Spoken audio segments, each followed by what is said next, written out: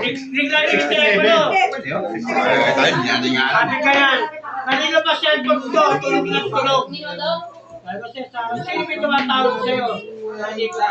Sino ba pinipigay sa nanay ko schedule? Si Lorette. Ano ba ito? Payo, wala na naman, oh. Kampay. Kampay. Pagtingin ko sa puno ng kay Vito, lalagay sa tao. Ilaw ako na nahabang na. Tapos isang buwang kay Vito lang. Pinagkakas na ako.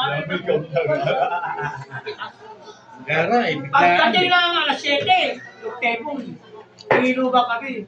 Tumawag. Ang nakasagot siya, yung telepono namin yun. Lahat, nandun lang namin. Ay, Si Danny, si Kera, Nanay din.